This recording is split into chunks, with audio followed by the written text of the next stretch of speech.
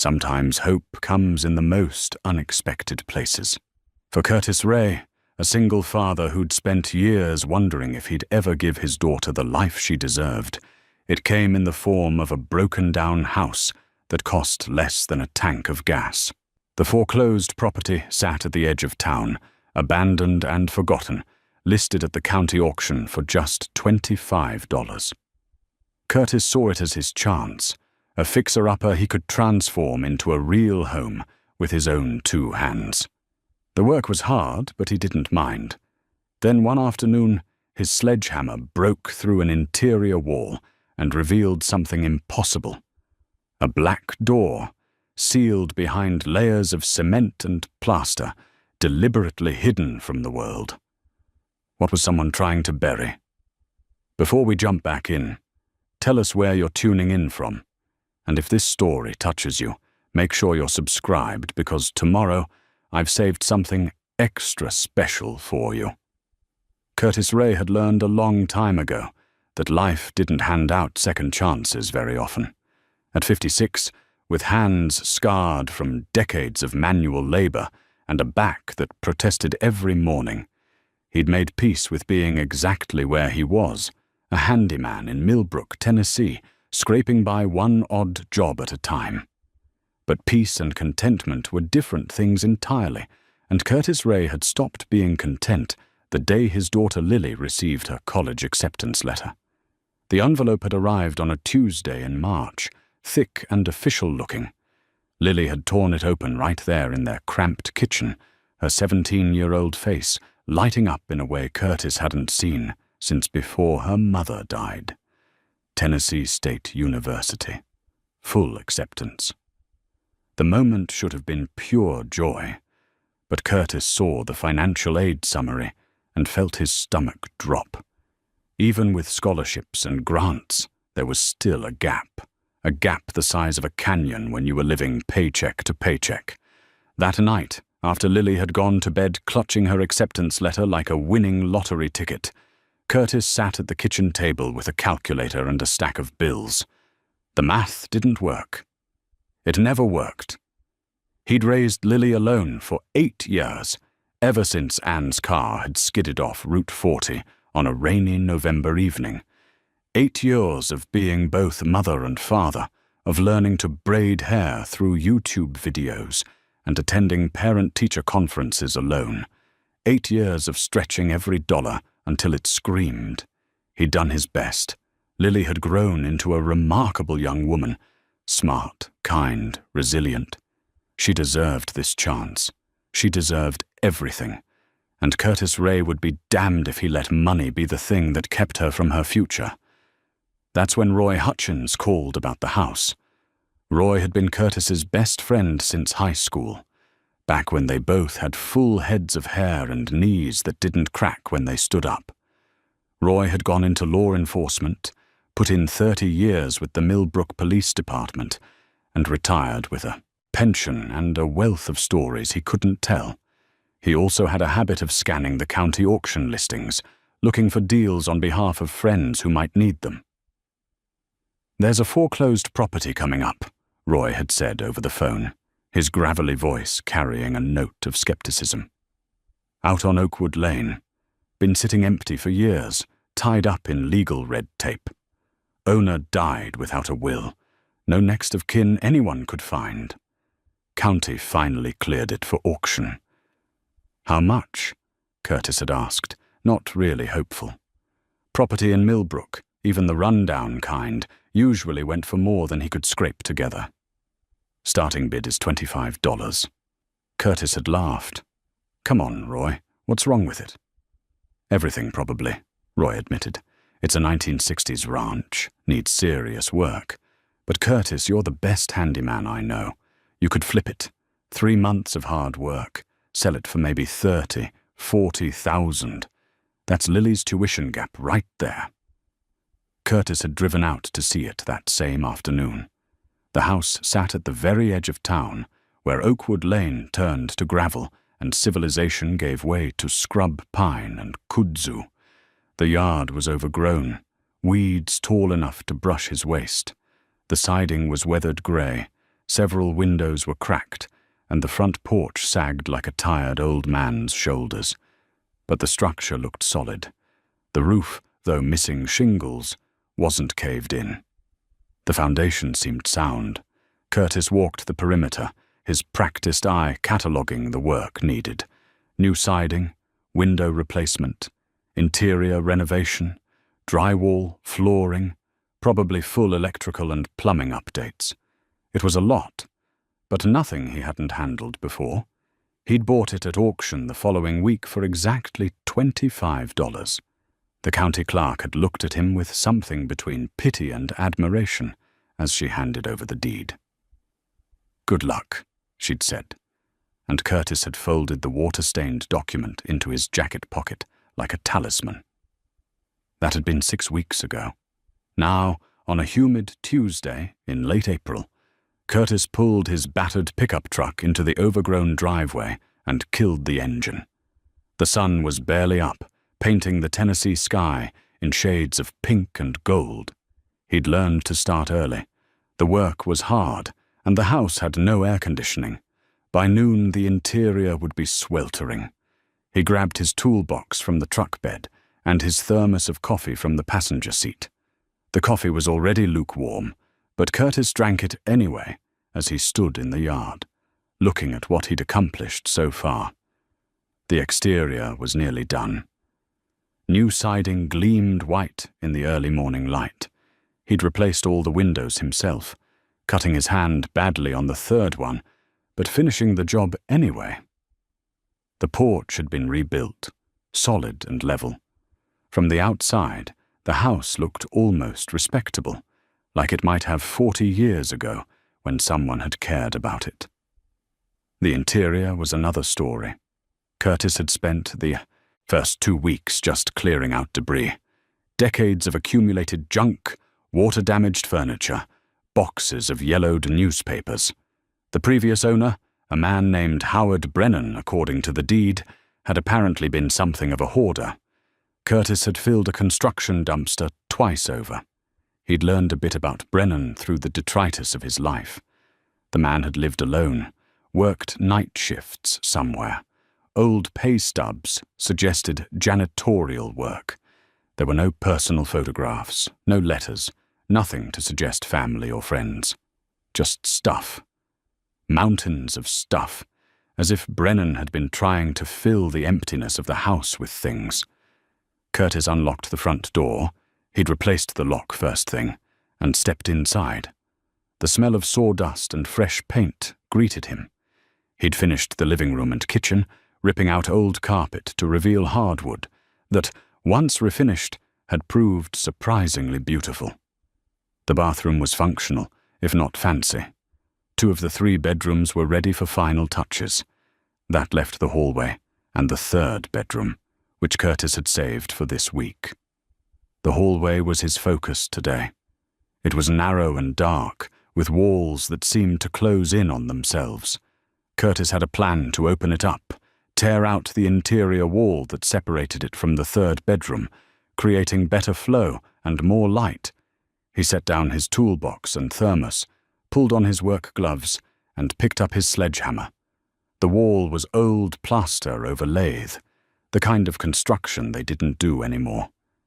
Messy to tear out, but satisfying in its own way. Curtis positioned himself, raised the sledgehammer, and swung. The first blow punched through easily, sending up a cloud of white dust. Curtis coughed, adjusted his dust mask, and swung again, and again.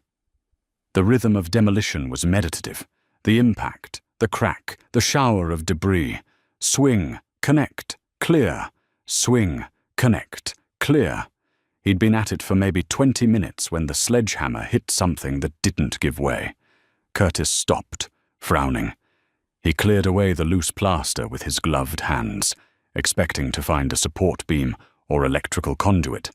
Instead, his fingers brushed against wood, smooth, painted wood. He stepped back and grabbed his utility light, shining it into the hole he'd created. There was a door. Not just door framing, but an actual door. painted matte black, sealed completely behind the plaster and lathe. Curtis stood there for a long moment, dust motes dancing in the beam of his light, trying to make sense of what he was seeing. Who seals a door behind a wall? Curtis spent the rest of that morning carefully chipping away plaster, revealing more of the hidden door. His hands moved methodically, but his mind was racing. The door was solid wood, old but well-maintained, painted a flat black that seemed to absorb light rather than reflect it. As more of it emerged from behind the wall, Curtis noticed something else. There was no door, handle on this side, no hinges visible, no hardware of any kind. The wall hadn't been built around the door. The door had been deliberately concealed, sealed away, as if someone wanted to ensure it would never be opened again. By noon, Curtis had cleared enough plaster to see the full door frame. He stepped back, wiping sweat from his forehead, and pulled out his phone. Roy answered on the third ring. "You busy?" Curtis asked. "Depends. Am I going to regret saying no? I found something weird at the house. I need you to take a look." There was a pause. Roy had been a cop long enough to know when weird meant trouble. "I'll be there in 20 minutes. Curtis waited outside, sitting on the rebuilt porch steps, drinking water from a jug he kept in the truck. The May sun was climbing higher, heating the air into that thick, heavy quality that made Tennessee summers feel like wearing a wet blanket. Cicadas droned in the overgrown trees at the property line. Roy's truck pulled up right on schedule. He climbed out, moving with the careful deliberation of a man whose knees had chased too many suspects over too many years. At 62, Roy Hutchins still had the build of someone who'd stayed active. Broad shoulders, barrel chest, though his hair had gone completely grey and his face carried the deep lines of someone who'd seen humanity at its worst. "Show me," Roy said without preamble. Curtis led him inside, through the renovated living room and down the hallway to where the wall gaped open. Roy stood there for a long moment, his cop face firmly in place, neutral, assessing, revealing nothing. "That's a door," Roy said finally. "That's a door," Curtis confirmed. Roy stepped closer, pulling a small flashlight from his pocket. Old habits died hard. He examined the frame, the painted surface, the complete absence of external hardware. This wasn't a mistake.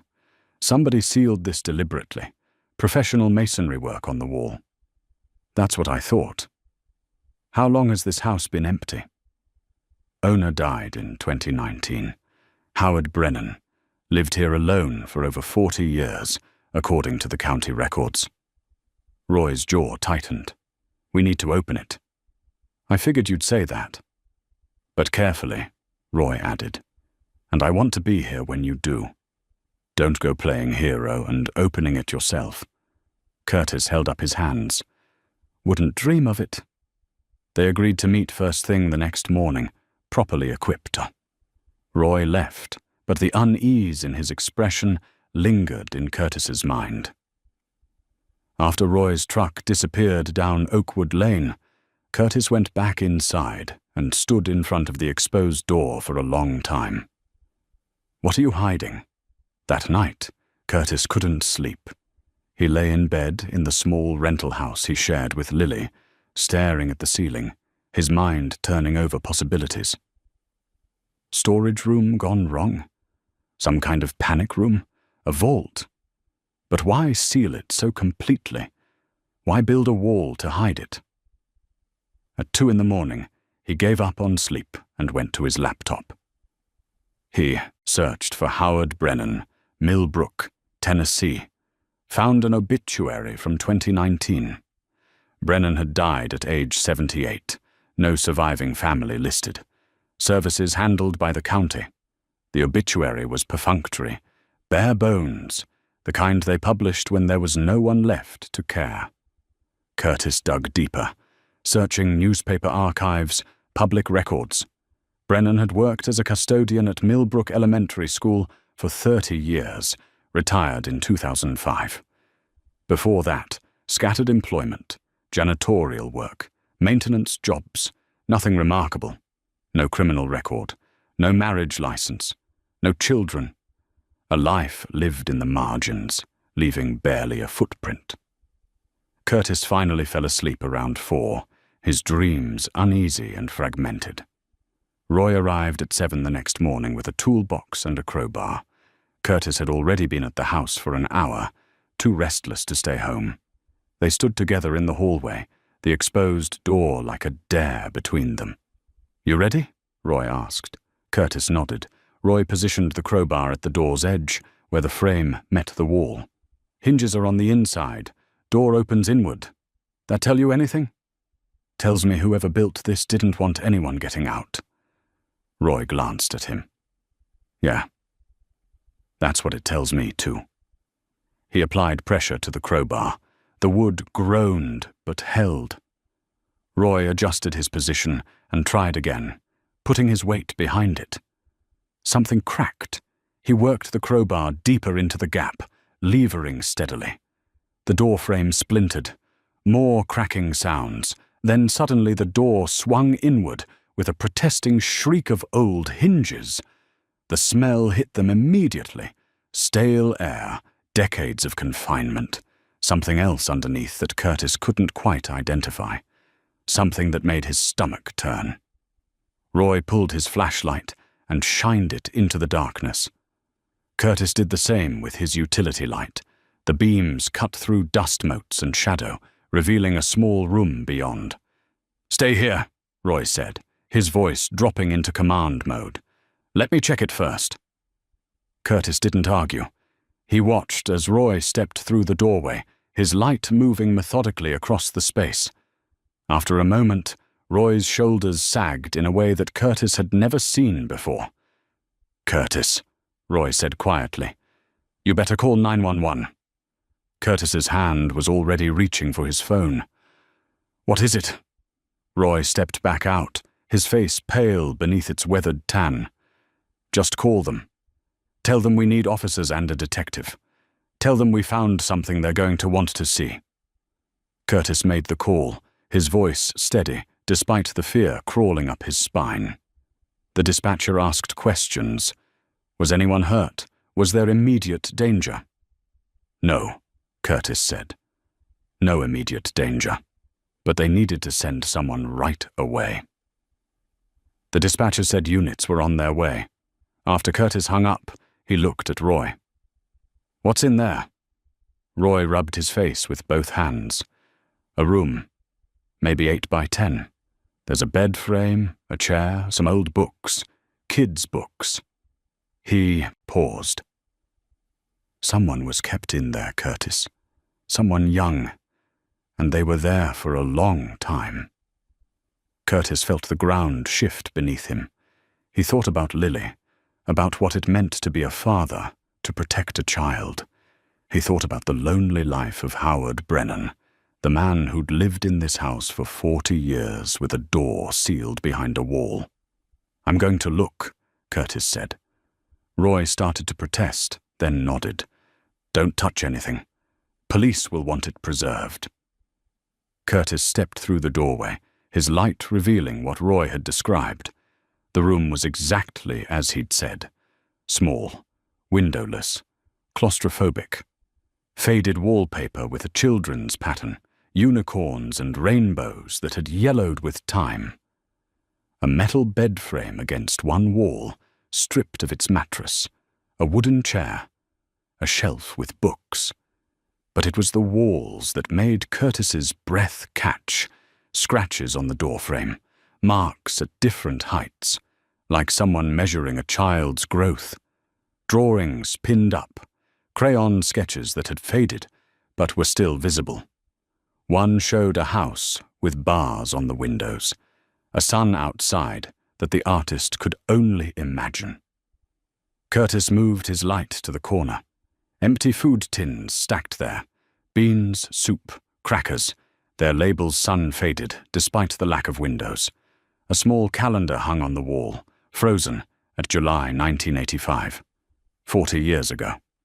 Curtis backed out of the room, his heart pounding. He looked at Roy, saw his own horror reflected back. "Someone's child," Curtis said, his voice breaking. "Someone kept a child in there." Roy nodded grimly. "And we need to find out who." The police arrived within 15 minutes. 2 patrol cars, lights flashing but sirens silent. Curtis and Roy waited outside, neither man speaking. What was there to say?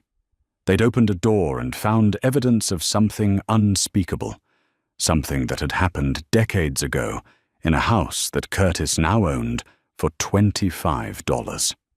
The first officer out was Deputy Chester Boyd, a man in his late 50s with the solid build of someone who'd spent a career in law enforcement.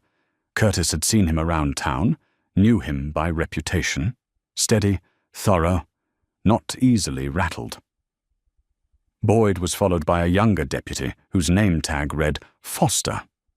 Roy stepped forward immediately. "Chester, thanks for coming quick." Boyd nodded, his face already set in professional neutrality. "Roy, what have we got?" "Hidden room behind a sealed wall, evidence suggesting long-term confinement. Possibly a child." Roy's voice was flat, controlled. "You're going to want a detective and crime scene unit." Boyd's expression didn't change, but something flickered in his eyes, the look of a man who'd hoped to finish his career without seeing anything worse than what he'd already seen. "Show me." Curtis led them inside, through the renovated front rooms and down the hallway to the broken wall and the open door beyond. Boyd stood at the threshold for a long moment, his flashlight beam moving across the small room, taking in every detail. Foster stood behind him, looking over his shoulder, and Curtis saw the younger man's face go pale. "Jesus," Foster whispered. Boyd shot him a look, and Foster straightened, swallowing hard. "Don't touch anything," Boyd said, backing away from the door. He pulled his radio from his belt. "Dispatch, this is Unit 3.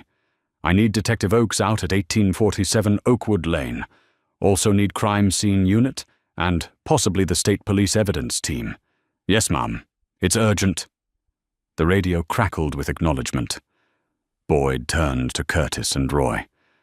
"I need statements from both of you. How you found this, what you've touched, everything." They moved outside to the porch. Curtis sat on the steps he'd rebuilt with his own hands just weeks ago, and told Boyd everything. The renovation work, the sledgehammer breaking through the wall, finding the sealed door, calling Roy, opening it together. He described what he'd seen inside. The bed frame, the books, the drawings. The calendar stopped at July 1985. Roy corroborated Curtis's timeline, adding his own observations about the door's construction, the deliberate nature of its concealment. Boyd took notes in a small notebook, his handwriting precise. "And the previous owner? Howard Brennan?" "Died in 2019, Curtis said. "I bought the house at auction. County couldn't locate any heirs." "Did you know Brennan?" "Never met him. Didn't even know his name until after the purchase." Boyd made another note. "Either of you been in that room more than what you just described?" "Just looked from the doorway," Curtis said. "Didn't touch anything." Boyd nodded. "Good. Detective will be here soon. Crime scene unit, probably 30-40 minutes. You two need to stay available." More vehicles arrived over the next hour. An unmarked sedan that Curtis assumed belonged to the detective. A white van marked "Crime Scene Investigation." Curtis watched from the yard as people in various uniforms and plain clothes entered his house, his $25 gamble, his hope for Lily's future. The detective emerged after about 20 minutes.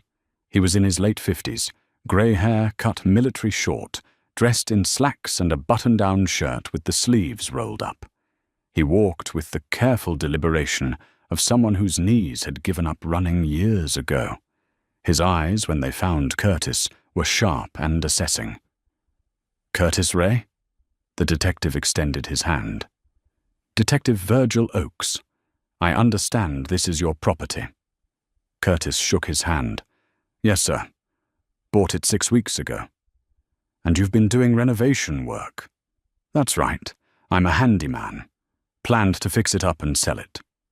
Oakes nodded, pulling out his own notebook. "Walk me through it." "From the beginning." Curtis repeated his story, this time with more detail. Oakes listened without interrupting, occasionally making notes. When Curtis finished, Oakes was quiet for a moment, his gaze drifting toward the house. "Howard Brennan," Oakes said finally. "I knew him. Not well, but I knew him. Quiet man. Worked as a custodian at the elementary school before he retired. Never caused any trouble." He paused.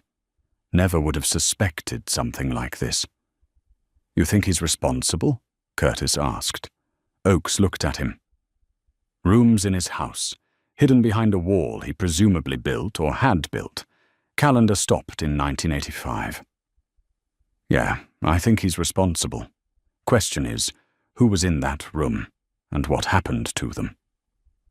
A crime scene technician emerged from the house, a woman in her 30s with her hair pulled back and latex gloves on her hands.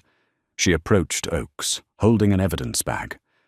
"Found this behind the baseboard," she said, holding up the bag. Inside was a photograph, black and white, edges yellowed with age. Tucked in pretty good. Might have fallen or been hidden deliberately. Oakes took the bag, studying the photograph. Curtis leaned closer, and Oakes didn't stop him. The photo showed a young girl, maybe 7 or 8 years old, with dark hair and a shy smile. She wore a dress that looked like it was from the 1980s, and she was standing in front of a house. Not this house, somewhere else. Someone's yard, a swing set visible in the background. A normal childhood moment, captured on film. "Bag it," Oakes said, handing it back to the technician. "Get it processed. I want to know who that child is." Curtis felt something cold settle in his chest.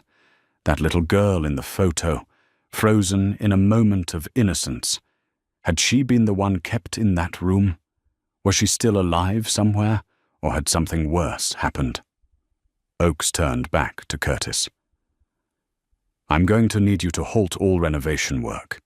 This house is a crime scene now." Curtis nodded slowly. "For how long?" "As long as it takes. Could be days, could be weeks. We need to process every inch of that room, look for evidence, try to identify who was kept there." Oakes's expression softened slightly. "I know this isn't what you signed up for, but we need to do this right." "I understand," Curtis said, and he did. But understanding didn't make it easier. He thought about Lily's tuition gap, about the 3 months he'd planned to spend flipping this house, about the future he'd been trying to build. Roy appeared at his elbow. "Come on, let's get you home. Nothing more you can do here today." Curtis let Roy guide him to his truck. As they pulled away from Oakwood Lane, Curtis looked back at the house. Yellow crime scene tape was already going up, bright against the new white siding. Police vehicles crowded the driveway. People in gloves and protective gear moved in and out of the front door. "That little girl," Curtis said quietly. In the photo, she was someone's daughter. Roy didn't answer, but his hands tightened on the steering wheel. That evening, Curtis sat at his kitchen table with Lily. She'd come home from school to find him staring at nothing, and she'd known immediately that something was wrong. Curtis had never been good at hiding things from his daughter. He told her about the hidden room, about the evidence suggesting a child had been kept there, about the police investigation that had taken over his renovation project. Lily listened with growing horror, her hand covering her mouth. "Dad," she whispered when he finished. "A kid was locked in there." Curtis nodded. "For how long?" I don't know. Years, maybe. The calendar stopped at 1985. Lily was quiet for a moment, processing. What happened to them? The kid, I mean. Nobody knows yet. That's what the police are trying to figure out. But they're going to, right? Find out who it was? Curtis looked at his daughter, saw the same question in her eyes that had been haunting him since he'd first stepped into that room. Someone's child had suffered in that place, had counted days on a calendar that stopped 40 years ago. Someone's child had drawn pictures of sunshine they couldn't reach. Yeah, Curtis said. They're going to find out. And so am I. Curtis didn't sleep well that night. Every time he closed his eyes, he saw that photograph. The little girl with the shy smile, standing in someone's yard, sunshine on her face. He saw the hidden room, the faded wallpaper, the marks on the door frame tracking a child's growth in captivity. By 5 in the morning, he gave up on sleep entirely. He made coffee and sat at his laptop, searching. Missing children. Tennessee. 1980s. The search returned dozens of results. Too many. Each one a tragedy. Each one someone's worst nightmare realized. Curtis scrolled through faces and names, looking for something that might connect to that photograph, to the room in his house. He wasn't sure what he was looking for until he found it. Janet Pritchard, age 8. Disappeared July 14th, 1985, from Millbrook, Tennessee. Curtis clicked on the link, his coffee forgotten. The article was from the Millbrook Gazette, archived digitally. The photograph that accompanied it made his breath catch. It was the same girl, or close enough. Same dark hair, same shy smile. The article described how Janet had vanished while walking home from summer Bible school, just 4 blocks from her house. One moment she was there, the next she was gone. A massive search had been conducted. The whole town had turned out. Volunteers combing woods and fields, checking abandoned buildings, putting up flyers. For weeks, Millbrook had held its breath, hoping. But Janet Pritchard was never found. The case had gone cold. Curtis printed the article, then searched for more. He found follow-up stories. 6 months later, 1 year later, 5 years later. Each time the tone grew more resigned. Janet's parents, Arnold and Constance, pleaded for information. A younger brother, Wesley, appeared in one photo, holding his sister's school picture, his child's face etched with confusion and loss. But as the years passed, the articles stopped. The case remained unsolved, the file gathering dust in some storage room. Janet Pritchard became another statistic, another missing child who simply disappeared. Curtis sat back, staring at his screen.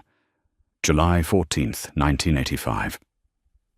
The calendar in the hidden room had stopped at July 1985. Same town, same time frame, similar-looking girl. It couldn't be coincidence. His phone rang, making him jump. Roy's name appeared on the screen. "You're up early," Curtis said. "Couldn't sleep. You?" "Same. I did some digging," Roy said. "Called in a favor with someone still on the force." They identified the photo. Girl's name was Janet Pritchard. Went missing in 1985. Curtis felt no satisfaction at being right. "I found the same thing. I've been reading about her case." "Then you know it went cold. No suspects, no leads, nothing." "Until now," Curtis said. There was a pause on the line. "Curtis, I know that tone. Don't go getting involved in this." "I am involved. It's my house." "It's a police investigation. Let Oakes handle it." Curtis looked at the printed articles spread across his table, at Janet Pritchard's face, smiling up at him from faded newsprint. "Someone kept that little girl in a room for God knows how long, Roy. Her family spent 40 years not knowing what happened to her. They deserve answers. And they'll get them, through proper channels." How many cold cases you solve when you were on the force? Curtis asked quietly. Roy sighed. That's not fair. I'm not trying to be fair. I'm trying to find the truth. After they hung up, Curtis showered and dressed, then drove across town to the Millbrook Public Library. It was a small building, red brick with white columns, built in the 1950s and lovingly maintained. The head librarian, Mrs. Shepherd, had been there for as long as Curtis could remember.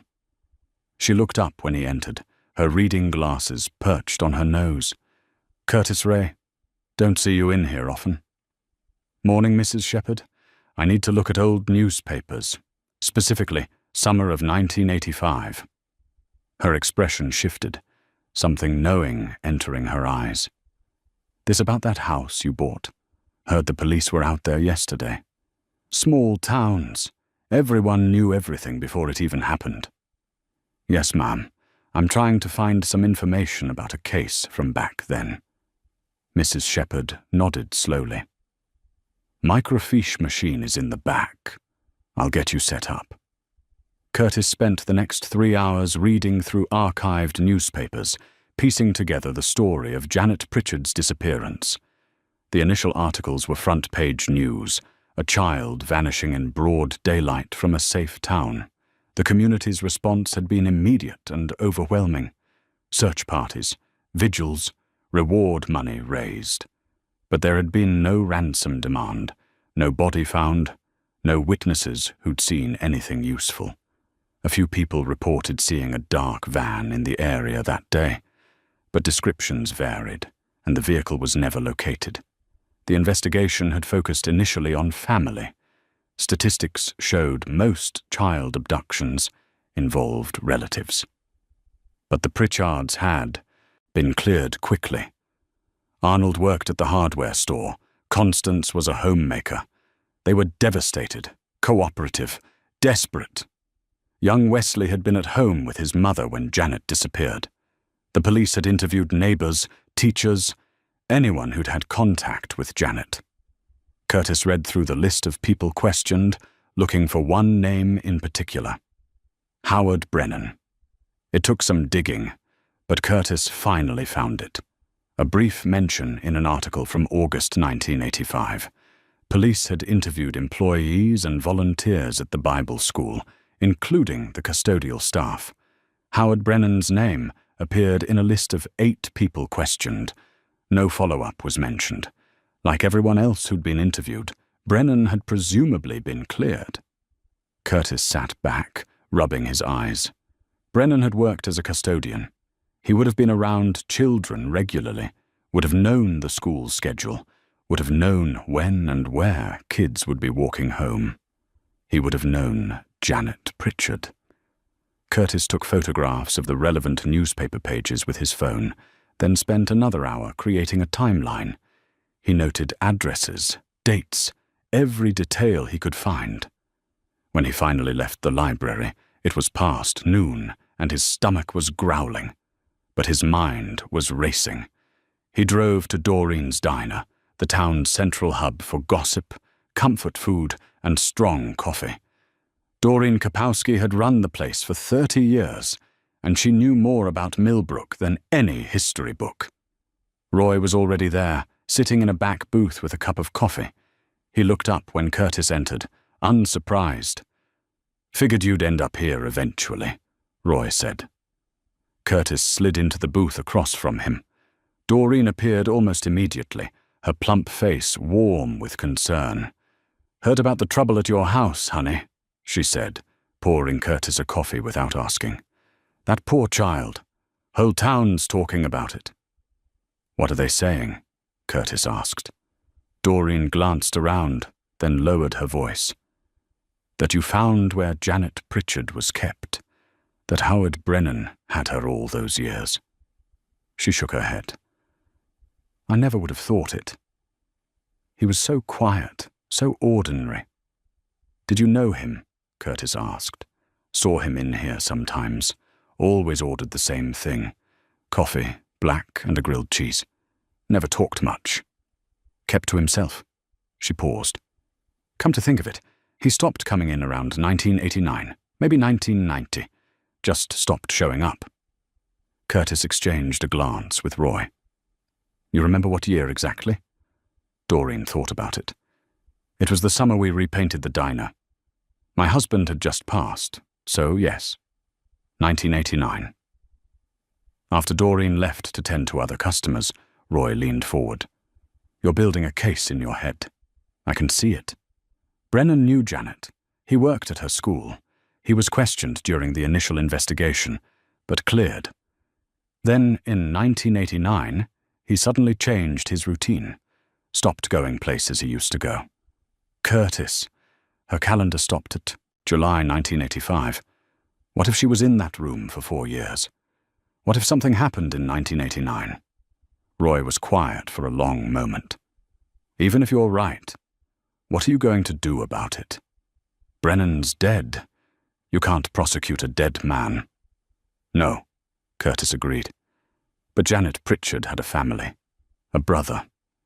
They deserve to know what happened to her. You don't even know if she's alive or dead. Curtis thought about the hidden room, about the drawings on the wall, about a little girl counting days on a calendar. Then I need to find out. His phone buzzed, a text from an unknown number. Mr. Ray, this is Detective Oakes. Need you to come by the station when you can. Have some questions and something to show you.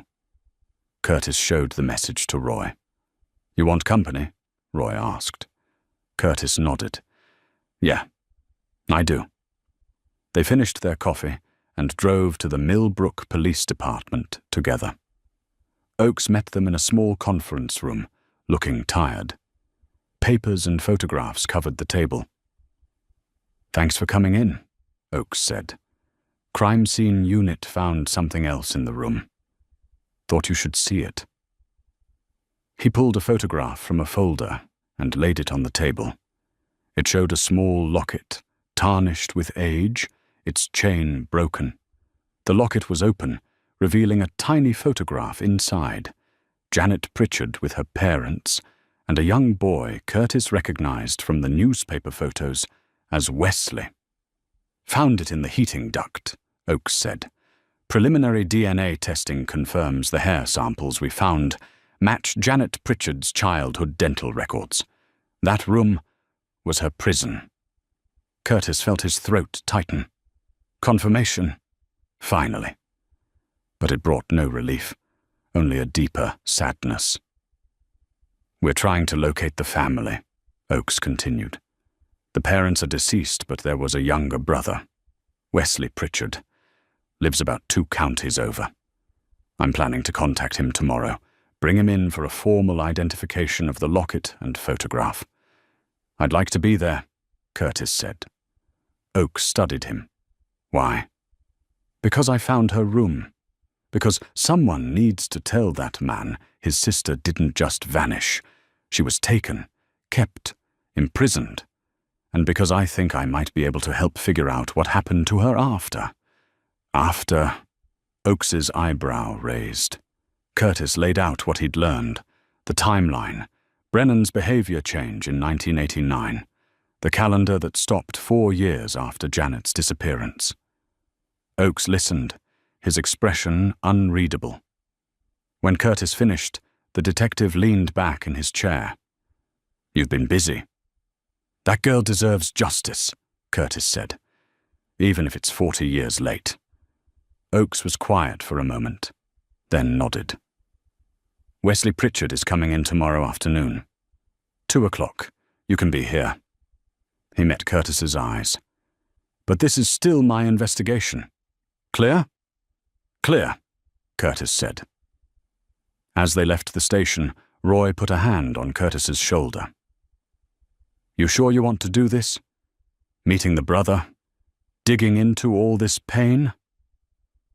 Curtis thought about Lily, about being a father, about what it would mean to lose a child and never know what happened to them. Yeah, he said. I'm sure. Curtis spent a sleepless night thinking about Wesley Pritchard, imagining what it must be like to carry the weight of an unsolved disappearance for 40 years. He wondered if Wesley had moved on, built a life, or if some part of him had remained frozen in 1985, waiting for answers that never came.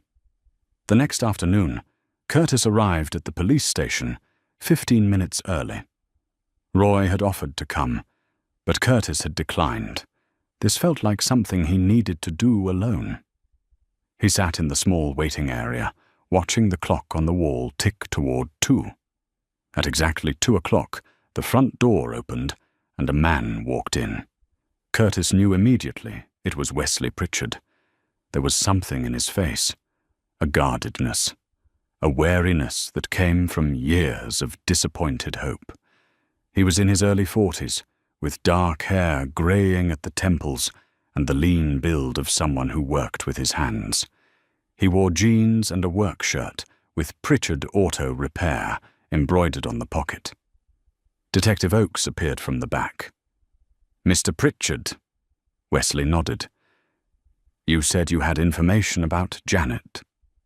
His voice was careful, controlled. Curtis recognized that tone, the voice of someone who'd learned not to hope too much, not to let himself believe that this time would be different. "Come on back," Oakes said, then glanced at Curtis. "Mr. Ray, you two." They followed Oakes to the same conference room from yesterday. Wesley's eyes swept across the table, taking in the photographs and evidence bags laid out there. When his gaze landed on the Lockett photograph, he went very still. "That's Janet," Wesley said, his voice breaking on the name. "That's my sister." Oakes gestured to a chair. "Please, sit down. I need to walk you through what we've found." Wesley sat slowly, his eyes never leaving the photograph. Curtis took a seat at the opposite end of the table, trying to make himself small, unobtrusive. This moment belonged to Wesley, not to him. Oakes explained it all. The hidden room Curtis had discovered, the evidence of long-term confinement, the calendar stopped at July 1985, the locket found in the heating duct. Wesley listened without interrupting, his face growing paler with each detail. "She was there," Wesley finally said. "All those years we searched, all those nights Mum cried herself to sleep, all those times Dad drove around town looking for any sign of her. She was right there, in that house, 4 blocks from where we lived." "We believe so, yes," Oakes said gently. Wesley's hands clenched into fists on the table. "Howard Brennan. You said his name was Howard Brennan." "That's right. He owned the house from 1978 until his death in 2019. "I remember him," Wesley said quietly. "He worked at our school, used to mop the floors in the evening. Janet mentioned him once, said he was always nice to her, always said, 'Hello.'" His voice turned bitter. "Always nice." Curtis felt a chill run through him. That was how it always was, wasn't it? The monsters wore ordinary faces, said hello in hallways, blended seamlessly into the fabric of everyday life. "Mr. Pritchard," Oakes said, "I need to ask you some difficult questions. About that time, about your family's experience." Wesley nodded. "Whatever you need." "Do you remember anything unusual in the weeks before Janet disappeared? Anyone paying particular attention to her? Any changes in her behavior?" Wesley thought about it, his face strained with the effort of reaching back 40 years. She was excited about summer. We were supposed to go to the county fair in August. She'd been looking forward to it for months. She was learning to ride a bike without training wheels. Dad was teaching her. He paused, swallowing hard. Everything was normal. She was just a regular 8-year-old kid. Then she was gone. And after she disappeared, did Brennan do anything that stood out to you or your family? Not that I remember. But I was only 5. The police questioned everyone, including him, but nothing came of it. He was just one name on a long list. Oakes made notes, then looked up.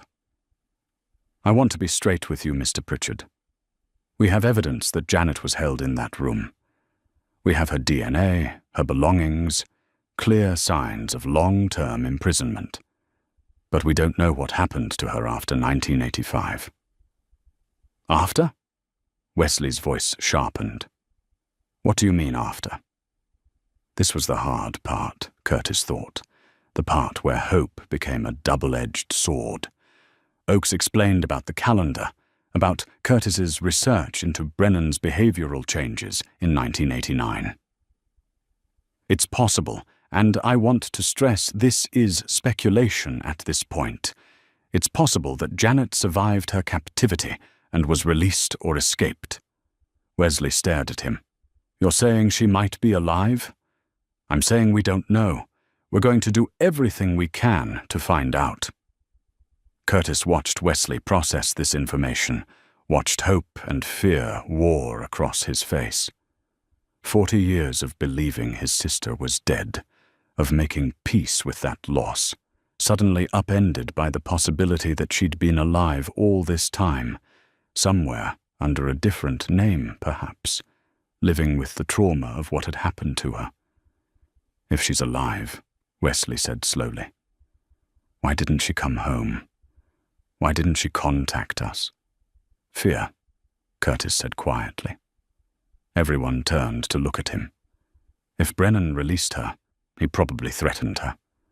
Told her if she talked, he'd come after her family. After you. Wesley's eyes met Curtis's. You're the one who found the room. Yes, sir. I bought the house at auction.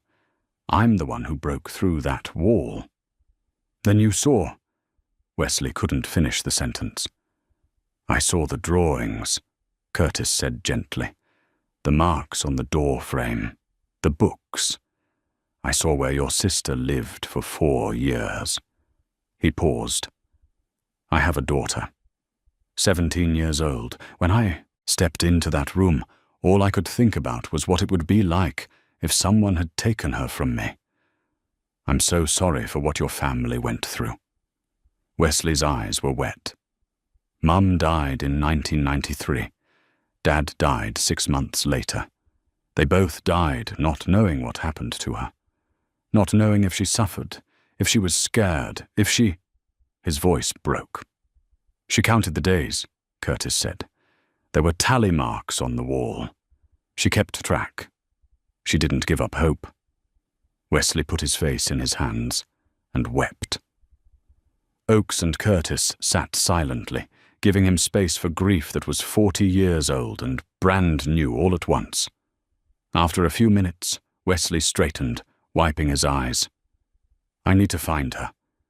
If there's any chance she's alive, I need to find my sister. We're going to do everything we can, Oakes said. I've got people searching missing persons databases, looking for women who appeared without histories around 1989. Women who might match Janet's age and description. That's not enough, Wesley said. I want to help, I want to search. Oakes started to object, but Curtis interrupted. Let him help. He knows Janet better than anyone. He might remember something, see something we'd miss. Oakes looked between them, then sighed. Okay, but you follow my lead, both of you. This is still an active investigation. They spent the next 2 hours going through everything, photographs, evidence, timelines. Wesley shared memories of Janet, small details that brought her to life.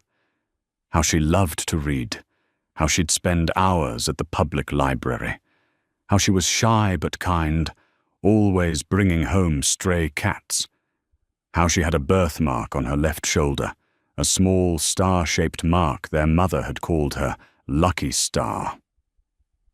As the afternoon wore on, Curtis found himself drawn to Wesley's strength, his determination. Here was a man who'd lost his sister, his parents, who'd carried that loss for 40 years, and yet he hadn't broken. He'd built a life, run a business, survived. And now, faced with the possibility that his sister might still be out there, he was ready to do whatever it took to find her. When they finally left the station, the sun was setting, painting the Tennessee sky in shades of orange and purple. Wesley walked Curtis to his truck. "Thank you," Wesley said, "for finding that room, for caring enough to dig into this." "I haven't done anything yet," Curtis said. "You gave me hope. For the first time in 40 years, I have hope that I might see my sister again." Wesley extended his hand. "Whatever happens next, I'm grateful." Curtis shook his hand, feeling the calluses that matched his own, the hands of a man who worked for a living, who understood the value of persistence and hard work. "We'll find her," Curtis said. "One way or another, we'll find out what happened to Janet."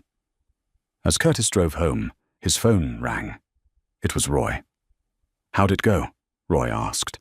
"About as hard as you'd expect. But Wesley's strong. He wants to help search." "And Oakes is letting him?" "Oakes is letting both of us. We're going to find Janet Pritchard, Roy.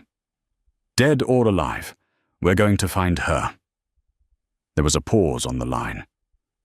"I've known you for 40 years, Curtis Ray. When you get that tone in your voice, there's no talking you out of anything." "Nope," Curtis agreed. "Then I guess I better help you. What's the plan?" Curtis smiled. "Meet me for breakfast tomorrow.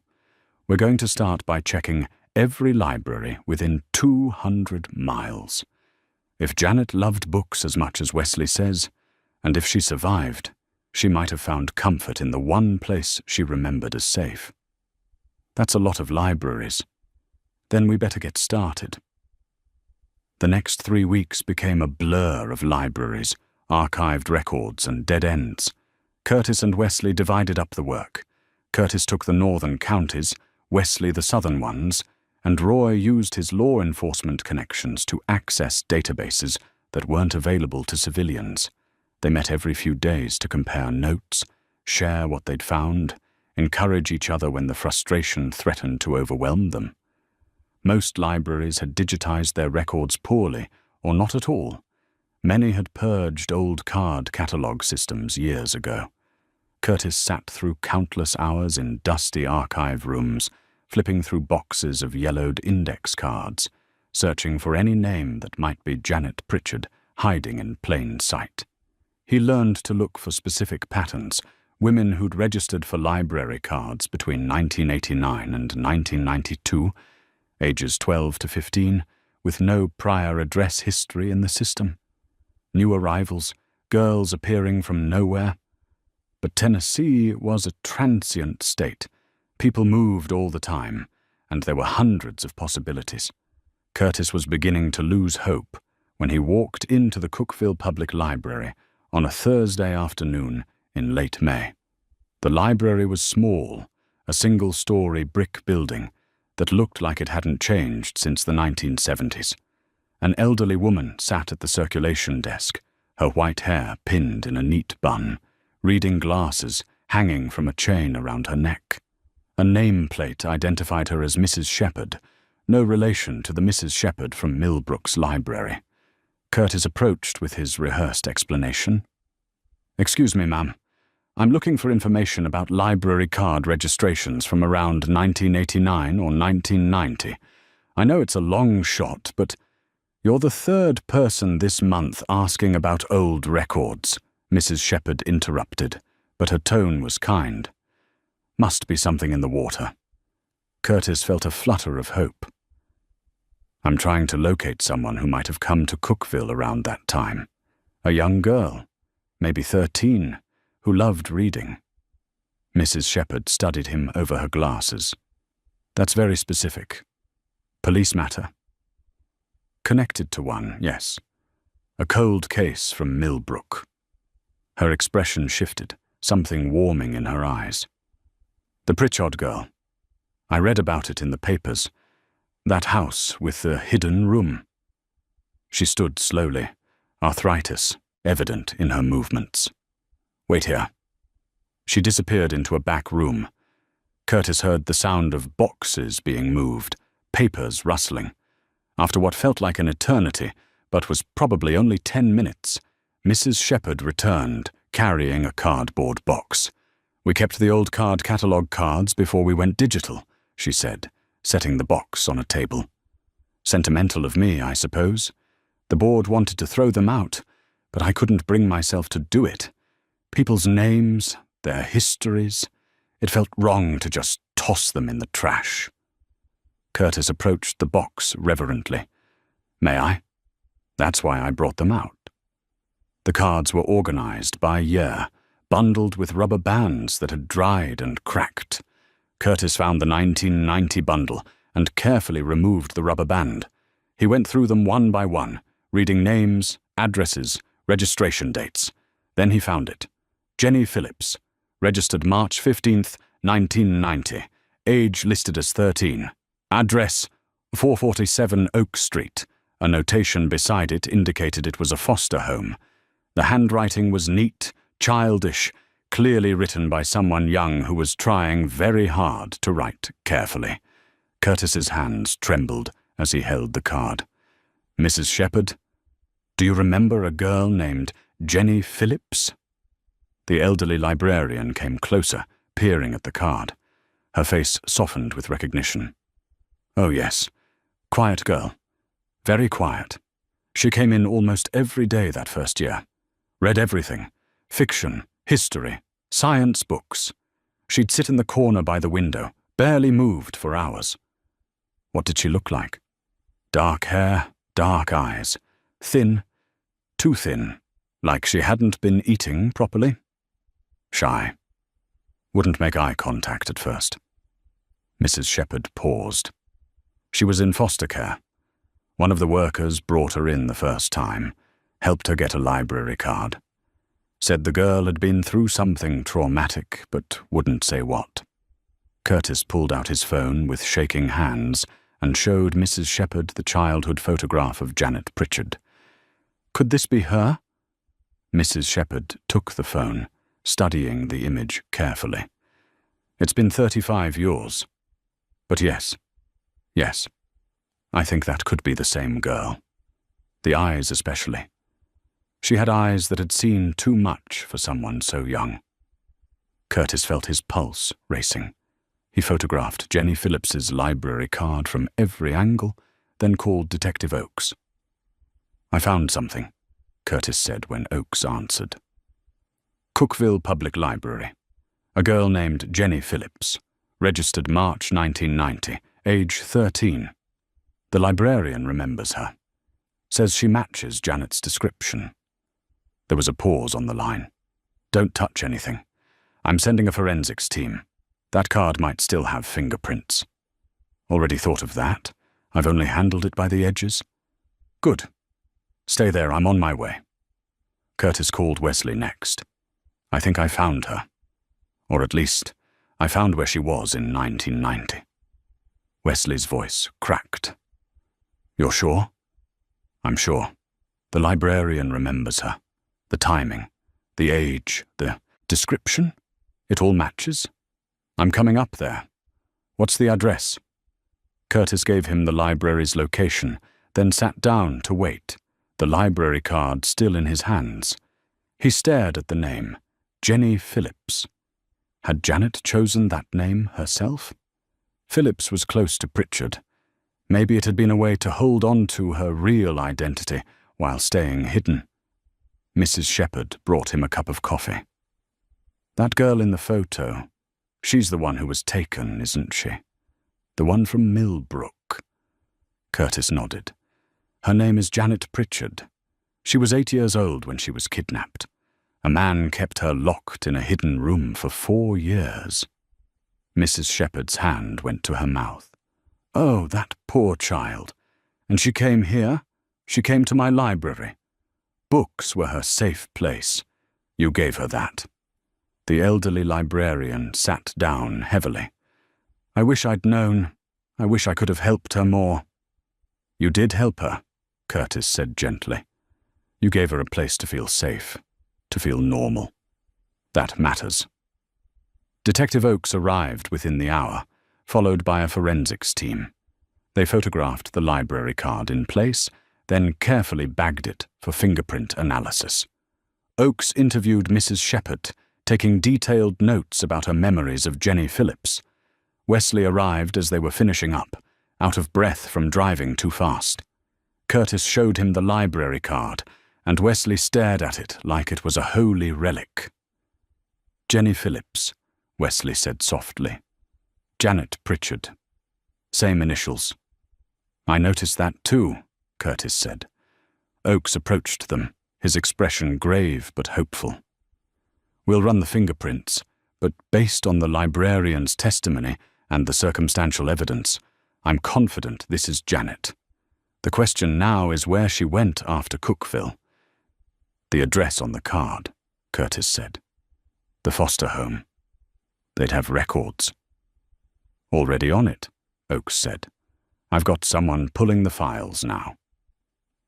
They reconvened at the police station 2 hours later. The foster care records showed that Jenny Phillips had lived at the Oak Street home for 18 months, from February 1990 to August 1991. She'd been placed there through the state system, classified as a runaway with no family ties. She'd attended local schools, seen a therapist regularly, but remained largely withdrawn. At age 18, she'd aged out of the system. Her last known address was in Nashville, dated 1996. After that, the trail went cold. "She went off the grid," Oakes said, spreading the documents across his desk. "Changed her name again, maybe? Or stayed off any official records." "Because she was still afraid," Wesley said. "Even after all those years, she was still afraid Brennan would find her." Curtis thought about what that meant. A lifetime lived in fear, always looking over your shoulder, never able to be fully yourself. Janet had survived her physical imprisonment, only to live in a prison of fear for decades. "We need to go public," Curtis said suddenly. Everyone looked at him. "Wesley, you need to speak to your sister directly, through the media. Tell her Brennan is dead, that it's safe to come home." Wesley's face paled.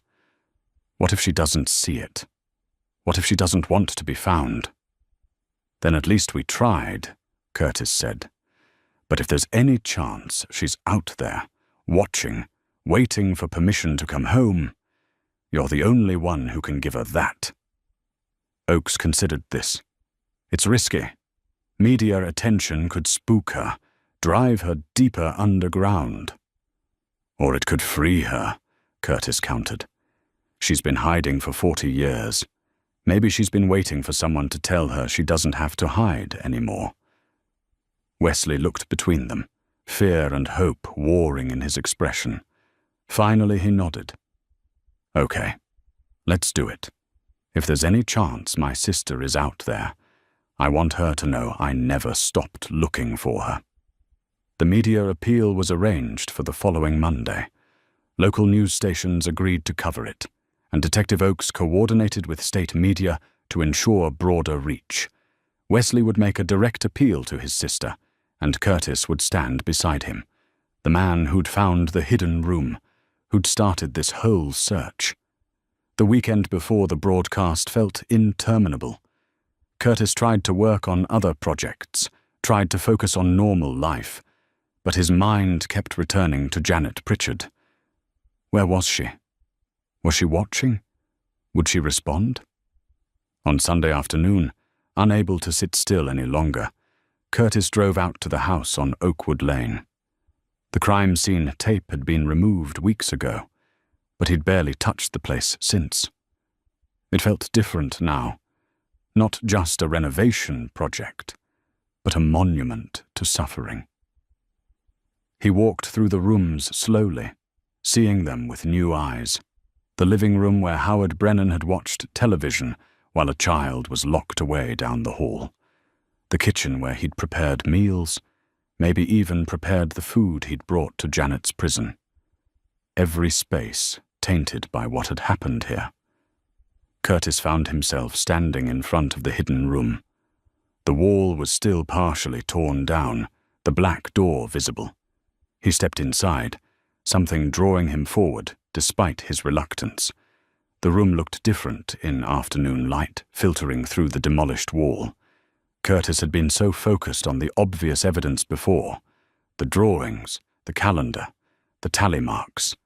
Now he looked more carefully at the small details. The wooden chair in the corner, simple and handmade.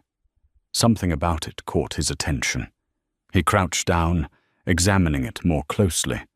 The seat appeared slightly higher than it should be for a chair that size. Curtis ran his fingers along the edges and felt a seam. His heart started pounding. The seat lifted. Underneath was a hidden compartment, and inside that compartment was a small leather-bound book. Curtis lifted it out with trembling hands, careful not to damage it. The cover was worn, the leather cracked with age. He opened it to the first page. Handwritten text filled the yellowed paper. The handwriting was neat, controlled, masculine. At the top of the first page was a date, July 15th, 1985. Curtis began to read. I did what needed to be done. The girl was being neglected. Her mother worked too much. Her father spent his evenings drinking beer in front of the television. The younger boy was given all the attention. She deserved better. I am providing better. Curtis felt sick. This was Howard Brennan's journal, his justification, his confession. He kept reading, page after page of delusional rationalization. Brennan had convinced himself he was saving Janet, providing her with proper care and education. The entries detailed a strict schedule, meals at specific times, lessons in reading and mathematics, even exercise routines he'd designed for her. But as Curtis read further, the tone began to shift. Entries from 1986 showed cracks in Brennan's certainty. The girl cries often. I have explained that this is for her own good, but she does not understand. Perhaps in time. By 1987, the entries revealed growing doubt and confusion. Made terrible mistake. Cannot see a way to fix it now. Too far gone. Too many years. She will never forgive. God will never forgive. Curtis's hands shook as he turned pages. The entries became more sporadic, more desperate. Brennan had trapped himself as surely as he'd trapped Janet, unable to release her without facing consequences, unable to continue keeping her without destroying his own sanity. Then Curtis reached an entry from March 1989 that made his breath catch. I am letting her go. Cannot keep her any longer. The guilt consumes me. She is 12 now, no longer the child I took.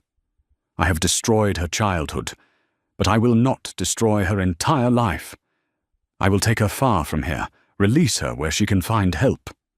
I have made her promise never to speak of this, never to reveal my name.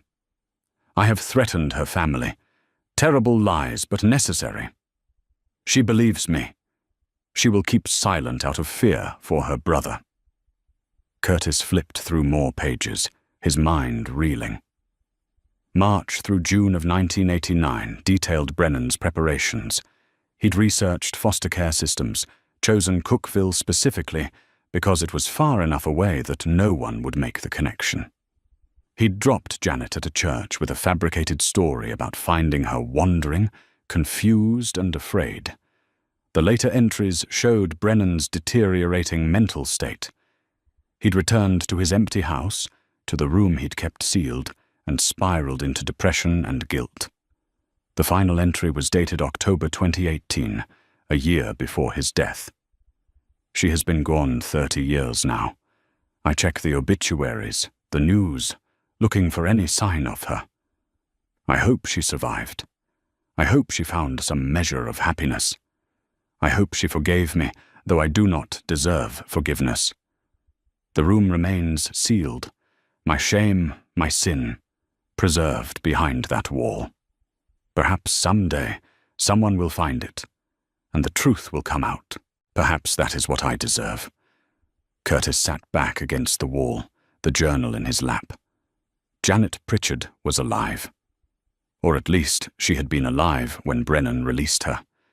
She'd survived her captivity and been set free, but bound by fear and threats, living under a false name, hiding from a monster who was already dead. She'd been free for 35 years and didn't know it. Curtis pulled out his phone and called Detective Oakes. "I found something. You need to come to the house, right now." 20 minutes later, Oakes arrived with Wesley. Curtis handed over the journal, explaining what he'd found. Wesley read it with growing emotion. Grief, rage, relief, all crossing his face in waves. "She's alive," Wesley said, his voice breaking. "Janet's alive." "We believe so," Oakes said carefully. "This confirms she survived until at least 1989. What happened after is still unknown."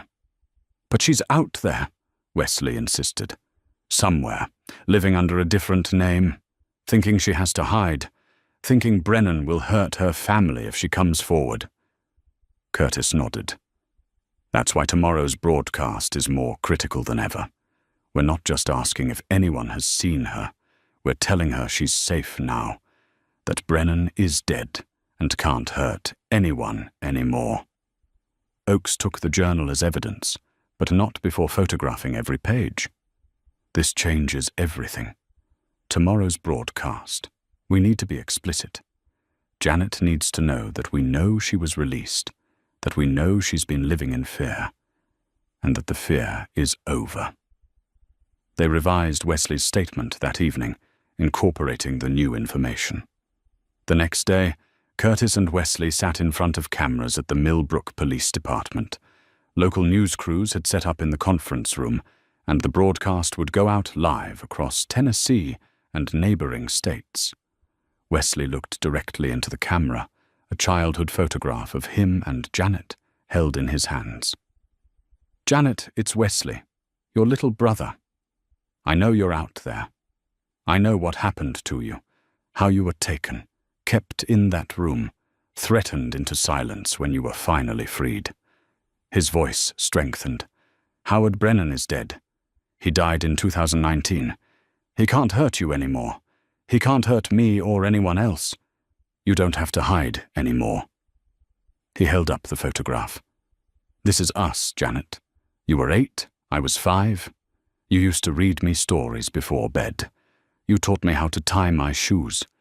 You were the best sister anyone could ask for." Tears ran down his face, but he kept talking. "Mom and Dad are gone now, but they never stopped looking for you. They never stopped loving you. And I never stopped either." Wesley's voice dropped to almost a whisper. "Please come home. After 40 years, it's finally safe to come home." Curtis added his own statement, describing the room, the journal, everything they'd learned. He looked into the camera and spoke directly to Janet. "You survived something unimaginable. You've been strong for so long, but you don't have to be strong alone anymore.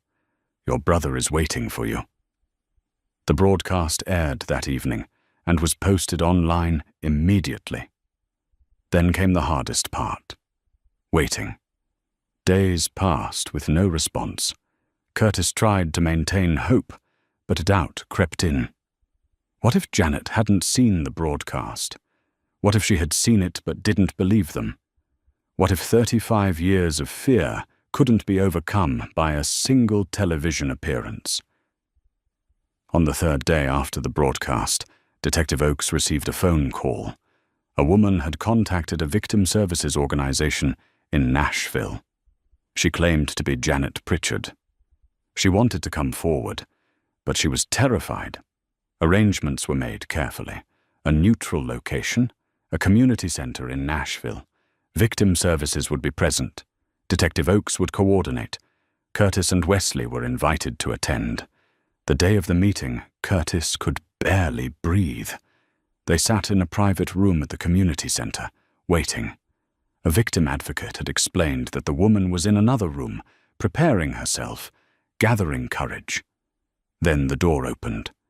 The woman who entered the room moved slowly, each step deliberate, as if she were walking through deep water. She was in her mid-40s, thin, with dark hair streaked with grey, pulled back in a simple ponytail. She wore jeans and a plain sweater, her hands clasped tightly in front of her. Her face was lined with years of worry, but her eyes, Curtis saw Janet Pritchard's eyes from that childhood photograph, older now but unmistakable. Wesley stood up so fast his chair scraped against the floor. He opened his mouth, but no words came out. The woman stopped a few feet inside the door, her gaze locked on Wesley's face. "Wesley?" Her voice was barely audible, rough from disuse, or tears, or both. "Janet." Wesley's voice broke on her name. "It's really you." They stood frozen for a moment, decades of separation and grief hanging between them. Then Wesley moved forward, and Janet met him halfway. They embraced, and both started crying, deep, wrenching sobs that came from 40 years of buried pain. Curtis looked away, giving them privacy in this most intimate moment. The victim advocate, a woman named Patricia Holcomb, stood quietly by the door. Detective Oakes made notes but kept his distance. This reunion belonged to Janet and Wesley alone. After several minutes, they pulled apart, though Wesley kept his hands on Janet's shoulders, as if afraid she might disappear again. "You're so grown up," Janet said through her tears. "The last time I saw you, you were 5 years old." "I'm 45 now," Wesley said. "You missed my whole life." "I know. I'm so sorry. I'm so sorry." "No." Wesley's voice was firm. "You have nothing to apologize for. Nothing. What happened to you? None of it was your fault." Janet's face crumpled again. Wesley guided her to a chair, sitting beside her, still holding her hand like a lifeline. Curtis remained at the far end of the table, an observer to this moment he'd helped create. Janet noticed him then. "You're Curtis Ray," she said, "the man who found the room." Curtis nodded. "Yes, Ma'am. I saw you on the news. You said you have a daughter." "That's right, she's 17. Janet's eyes filled with fresh tears. "When I was in that room, I used to imagine someone finding me, someone breaking through that wall and setting me free. It never happened, but you did it anyway. 40 years, too late, but you did it." She wiped her eyes. "Thank you for caring enough to search for me." "Your brother did most of the searching," Curtis said. "I just opened a door." Over the next hour, Janet told her story. She spoke haltingly at first, then with growing strength. Detective Oakes recorded everything with her permission. This was her testimony, her truth finally spoken aloud after decades of enforced silence. She described being taken on that July day in 1985. Howard Brennan had offered her a ride home from Bible school. Just a few blocks, he'd said, and it looked like rain. She'd known him from school, trusted him. Instead, he'd driven her to his house and locked her in that room. 4 years she'd spent there. Brennan had fed her, taught her lessons, even brought her books and art supplies. He'd genuinely seemed to believe he was helping her, saving her from neglectful parents.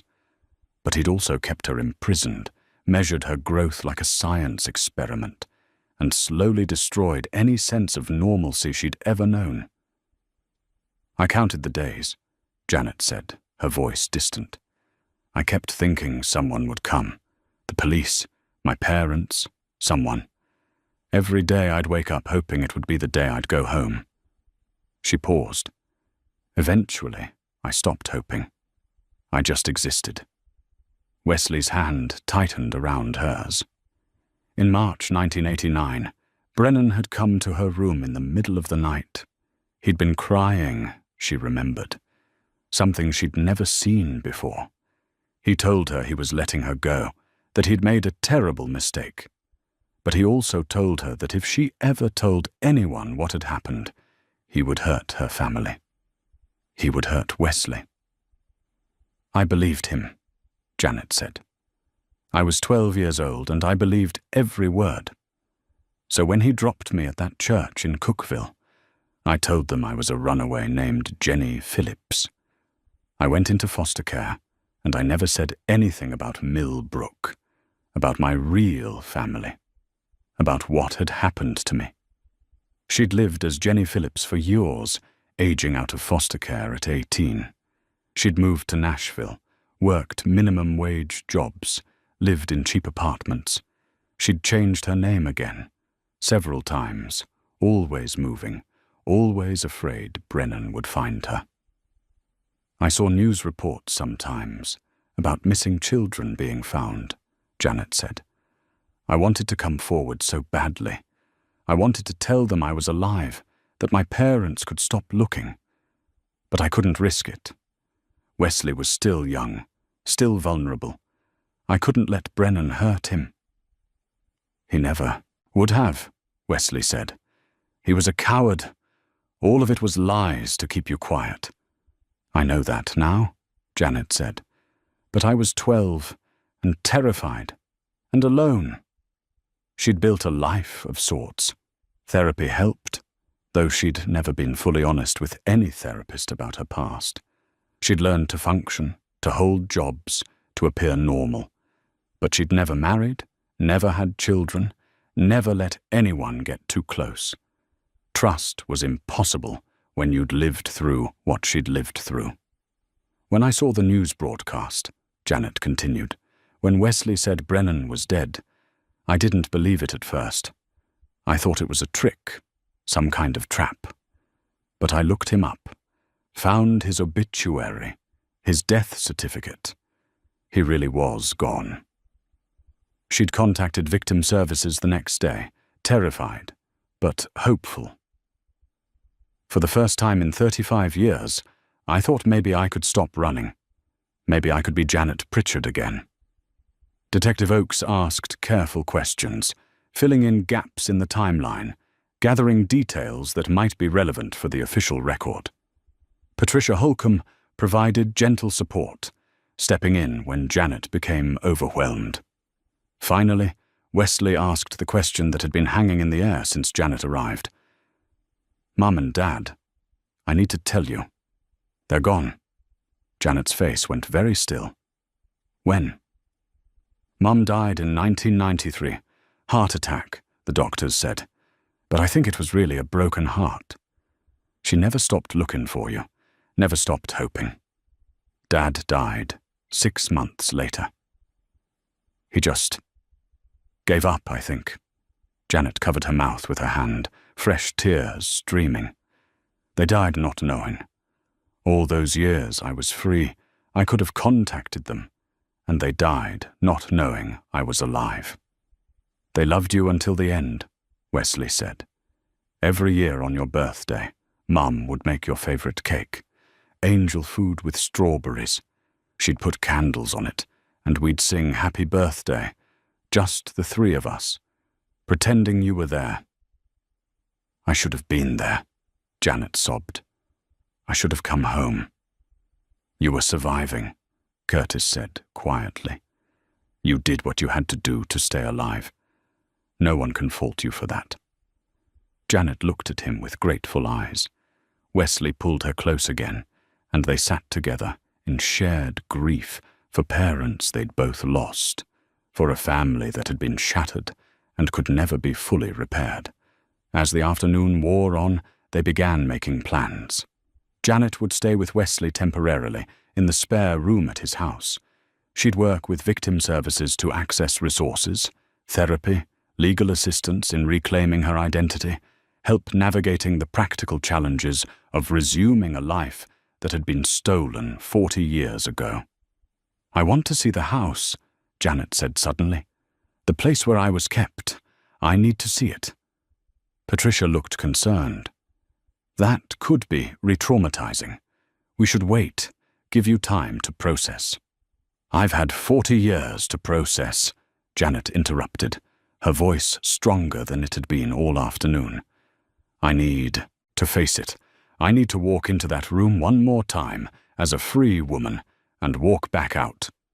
Wesley looked at Curtis. Is that possible? Curtis nodded. The house is mine. If Janet wants to see it, I'll take her. They arranged to meet the next morning. As they prepared to leave, Janet approached Curtis one more time. You bought that house for $25, she said. Yes, ma'am. And you found what someone tried so hard to hide. She took his hand. You gave me back my name, my brother, my life. How do I thank you for that? Curtis thought about his daughter, about the college tuition he'd been trying to fund, about how a simple renovation project had become something so much more than he'd ever imagined.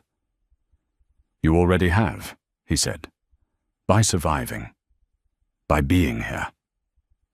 The next morning dawned grey and overcast, the Tennessee sky heavy with clouds that threatened rain. Curtis arrived at the house on Oakwood Lane early, wanting to prepare it somehow for Janet's visit, though he wasn't sure what preparation was possible. How do you make a place of suffering less painful? How do you soften the edges of trauma? Wesley's truck pulled up at 9, and Janet climbed out slowly. She wore jeans and a simple shirt, her hair pulled back again. She looked pale but determined, her jaw set with resolve. Wesley walked beside her, a protective hand on her shoulder. Detective Oakes had arrived minutes before, along with Patricia Holcomb. They'd agreed to be present for support, to document this moment, to ensure Janet had whatever help she needed. Curtis met them at the front door. We can take as much time as you need, he said to Janet. If at any point you want to leave, we leave. No questions asked. Janet nodded, her eyes already scanning the house's exterior. It looks different. Newer. I replaced the siding, the windows, rebuilt the porch, Curtis explained.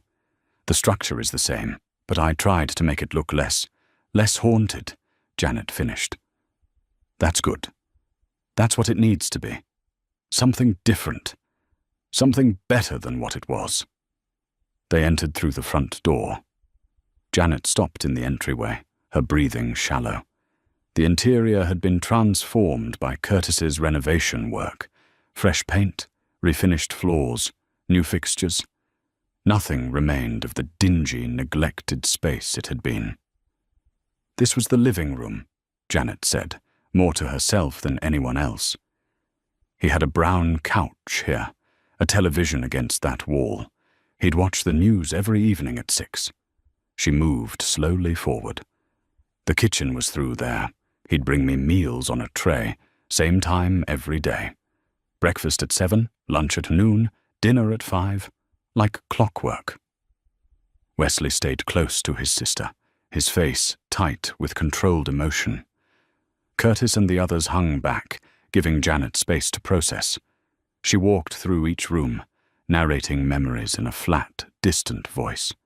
The bathroom where Brennan had allowed her to shower once a week, always with the door locked from the outside. The second bedroom where he'd slept, down the hall from her prison. The kitchen where he'd prepared those carefully timed meals.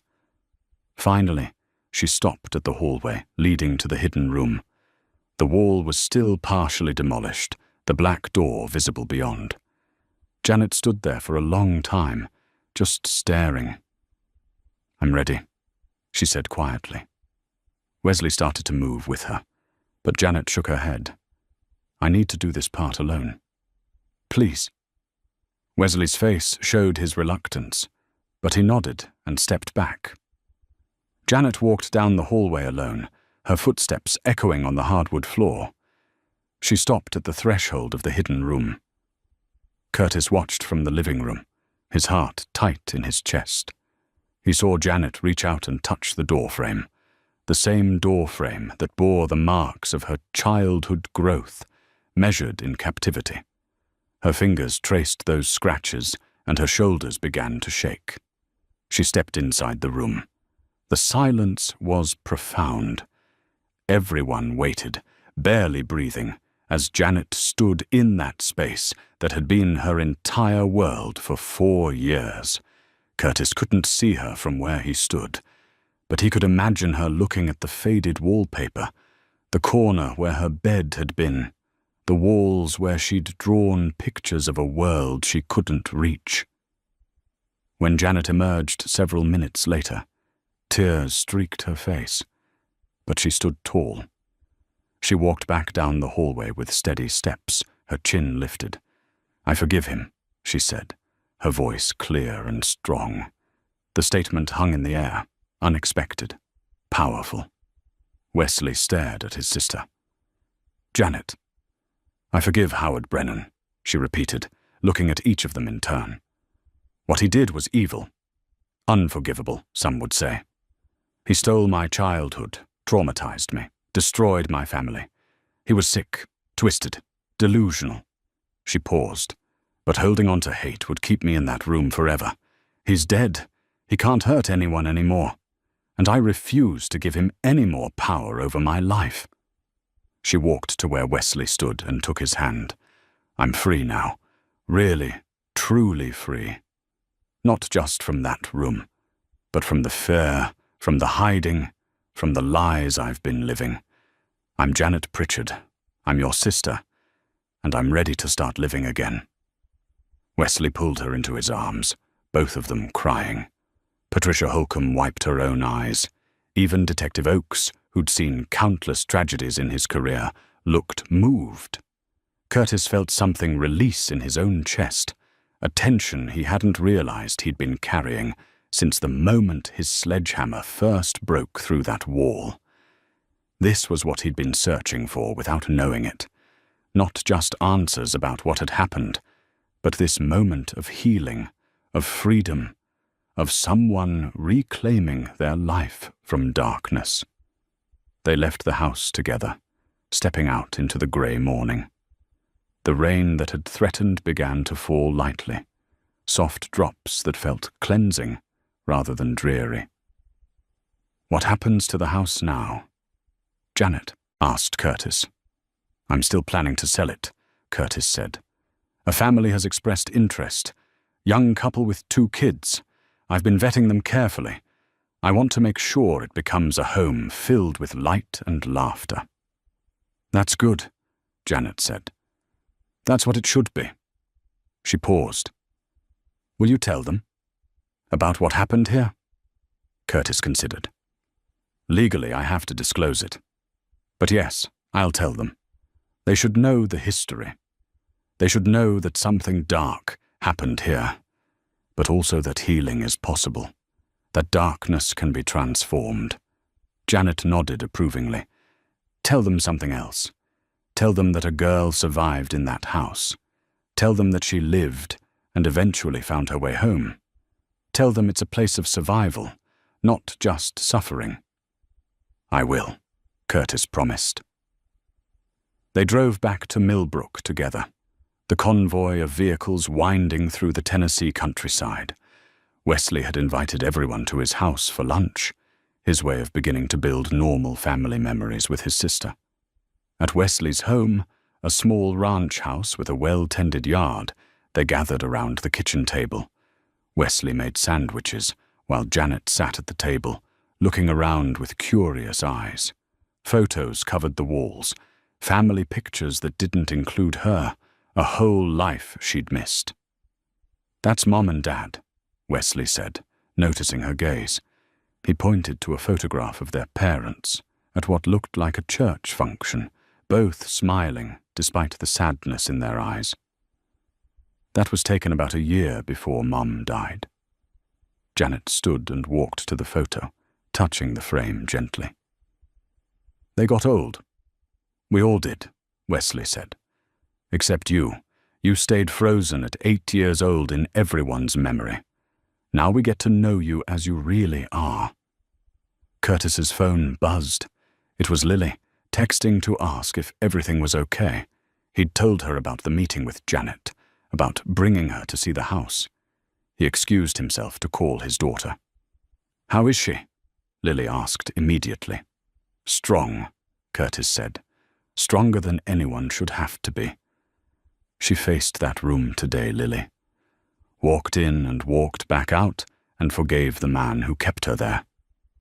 That's incredible, Lily said quietly. Dad, I'm proud of you, for finding her, for helping her find her way home. I didn't do much, Curtis protested. You did everything, Lily countered.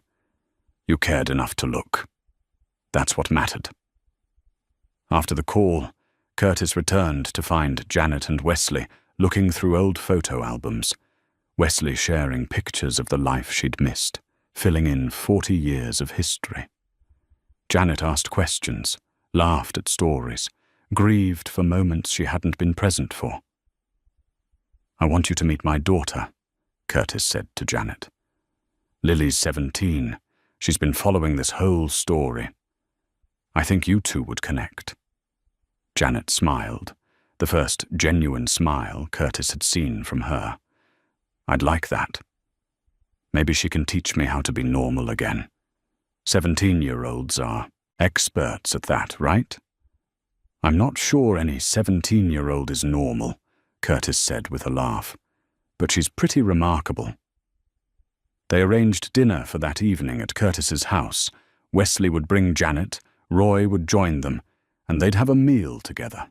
This strange family that had been forged through tragedy and investigation and determination. As the afternoon wore on, Janet began to relax. The tension that had held her body rigid since she'd arrived started to ease. She asked Wesley about his auto repair business, learned about his life, met his friends who stopped by after hearing the news. Each interaction was a step back into the world she'd left behind, a world that had moved on without her, but was now ready to welcome her home. That evening, Curtis's small rental house felt full in the best possible way. Lily had cleaned frantically when she got home from school, wanting everything to be perfect. She'd even picked wildflowers from the yard and put them in a mason jar on the kitchen table. When Wesley's truck pulled up, Lily stood nervously by the window. Curtis put a hand on her shoulder. Just be yourself. That's all anyone needs right now. Janet entered, tentatively, Wesley close behind. Roy was already there, having arrived early to help Curtis with dinner preparations. The small living room suddenly felt crowded, but in a warm, welcoming way. Lily stepped forward, extending her hand. Hi, I'm Lily. It's really nice to meet you. Janet took her hand, studying Lily's young face. You look like your father. Same kind eyes. He's pretty great, Lily said, then blushed. Sorry, that probably sounded... It sounded perfect, Janet interrupted gently. Hold on to that feeling. Appreciate your dad while you have him. I lost mine, and I can never get that time back. The two women looked at each other, separated by nearly 30 years in age, but connected by Curtis's role in both their lives. Then Lily did something Curtis hadn't expected. She stepped forward and hugged Janet. After a moment of surprise, Janet hugged her back, and Curtis saw fresh tears on Janet's face when they separated. Dinner was simple. Curtis had grilled chicken. Lily had made a salad. Roy brought rolls from Doreen's diner. They crowded around the small kitchen table, passing dishes and talking. The conversation flowed naturally, surprisingly. Wesley told stories about growing up, about the garage he'd built from nothing. Roy shared old memories of Millbrook, carefully avoiding anything about the investigation. Lily talked about college, about her plans to study social work. Because of you, Lily said to Janet. Because of your story. I want to help people who've been through trauma. People who need someone to advocate for them. Janet's eyes welled up. That's a beautiful calling. The world needs more people like you. After dinner, they moved to the living room with coffee. Curtis noticed Janet looking at the photos on the wall.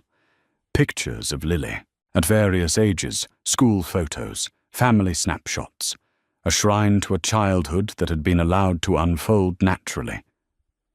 "Can I ask you something?" Lily said to Janet. "You don't have to answer if you don't want to." "Ask," Janet said. "How did you survive? Not just physically, but mentally. How did you keep going when everything was so dark?" Janet was quiet for a moment, considering. "I told myself stories. In that room, I'd close my eyes and imagine different lives. Lives where I was a teacher, a doctor, an astronaut. I'd create these elaborate fantasies about who I could be when I got out." She paused. "The irony is, when I finally was released, I was too afraid to be any of those things. I just survived, day to day, never really living." "But you can now," Lily said. "You can be all those things now. I'm 48 years old. Little late to become an astronaut," Janet said, with a sad smile. "But not too late to live," Wesley interjected. "Not too late to build a life that's yours, on your terms. We've got time now, Janet. We've got the rest of our lives." Curtis watched the exchange, feeling grateful to be witness to this moment. Roy caught his eye and nodded slightly, a silent acknowledgement of what they'd accomplished together. "Wesley," Janet said suddenly, "do you have pictures of Mom and Dad? I'd like to see them. All of them. I want to know what I missed." Wesley pulled out his phone. "I have hundreds, digital copies of all the old photos. We can go through them whenever you're ready." "I'm ready," Janet said. "I've been ready for 40 years.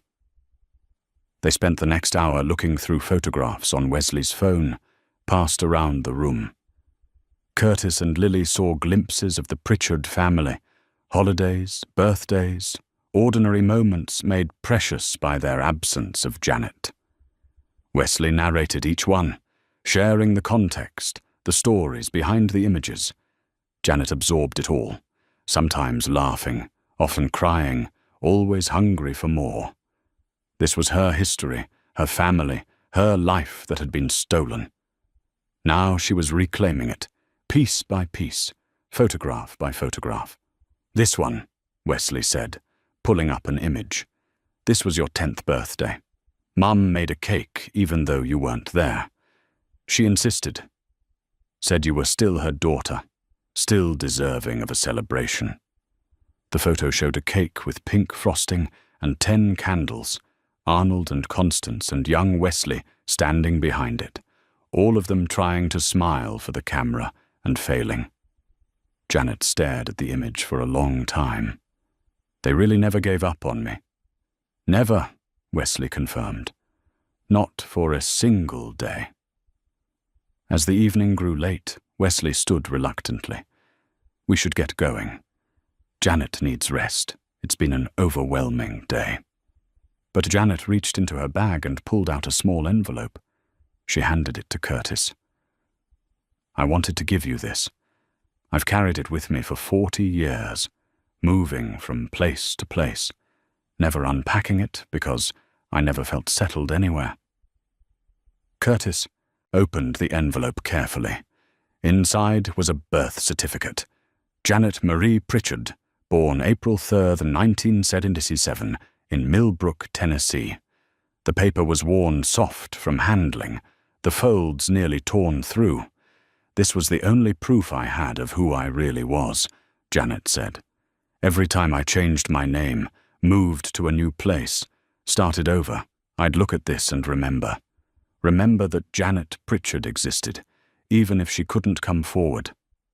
She paused. "I don't need it anymore. I know who I am now. But I wanted you to see it, to understand that you didn't just find a room or solve a cold case. You found me, the real me." Curtis carefully handed the birth certificate back. "This belongs with you. It's your proof, your history. Keep it." Janet took it back, clutching it to her chest. "Thank you. For everything." After Wesley and Janet left, Curtis and Lily cleaned up together in comfortable silence. Roy had already headed home, promising to check in tomorrow. "Dad," Lily said, as they dried the last of the dishes. "What you did, finding Janet, helping her come home, that's going to change her whole life." "She changed her own life," Curtis said, "by being brave enough to come forward. But you started it. You broke through that wall." Lily hugged her father tightly. "I know the house sale fell through. I know you were trying to flip it to pay for my college. But you found something more valuable than money." Curtis held his daughter close, thinking about the $25 house that had changed everything. "Yeah," he agreed quietly. "I really did."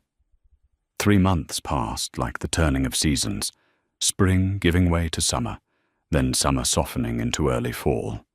The Tennessee heat mellowed into comfortable warmth, and the town of Millbrook slowly absorbed the story of Janet Pritchard's return into its collective memory. Curtis finished the renovation on the house at Oakwood Lane. The hidden room had been sealed respectfully, a small bronze plaque installed on the wall where the door had been. The plaque read simply, "In memory of Janet Pritchard and all who suffer in silence. May this house now stand for hope." The young family Curtis had been vetting, the Kimballs with their 2 daughters and infectious enthusiasm, bought the house in August. Curtis told them everything, and they listened with tears in their eyes.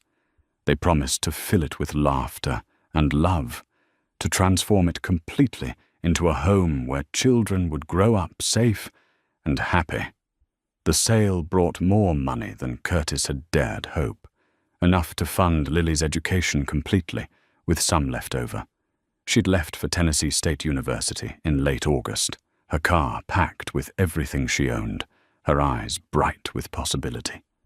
Curtis had stood in the driveway watching her drive away, feeling the particular ache that comes with knowing your child is exactly where they need to be, even if it means they're no longer beside you. Janet and Wesley had rebuilt their relationship steadily, carefully. Janet moved into an apartment near Wesley's garage, small but hers, the first place she'd lived in 40 years that felt like home rather than just hiding. She'd started working part-time at the Millbrook Library, helping Mrs. Shepherd with the children's reading program. Watching her read stories to kids, seeing her gentle smile as young faces looked up at her with trust, Curtis understood that she was healing in the way she needed most, by giving to others what had been stolen from her. She'd also begun writing. A memoir she'd told Curtis over coffee one morning at Doreen's Diner. The working title was The Hidden Room, A Survivor's Story. All proceeds would go to organizations that helped missing and exploited children. "Someone needs to tell this story," Janet had said. "It might as well be me." The book wouldn't be published for another year, but when Curtis read the manuscript Janet shared with him, he wept. Her voice was clear, honest, unflinching. She wrote about the darkness, but also about survival, about fear, but also about hope, about loss, but ultimately about finding your way home. On a crisp October afternoon, Curtis drove out to his old house on Oakwood Lane. The Kimballs had been living there for 2 months, and the transformation was remarkable. Children's bicycles leaned against the porch. Colorful curtains hung in the windows. A swing set had been installed in the backyard. The air around the property felt different, lighter somehow, as if the house itself had exhaled a breath it had been holding for decades. He didn't stop, just drove by slowly, taking it in. This was what he'd wanted, not just to sell a property, but to change its story, to take a place of suffering and turn it into a place of life. His phone rang as he drove back toward town. Wesley's name appeared on the screen. "Curtis, you busy? Janet and I were thinking about driving out to the old cemetery, visit Mom and Dad's graves. Thought you might want to come." Curtis changed direction, heading toward the Millbrook Cemetery. He found Wesley and Janet waiting by the entrance, Janet holding a bouquet of white roses. They walked together through the old cemetery, past weathered headstones and ancient oaks. Wesley led them to a simple granite marker. Arnold and Constance Pritchard, beloved parents, together forever.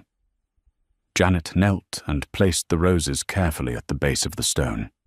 She was quiet for a long time, and Curtis and Wesley stood back, giving her space.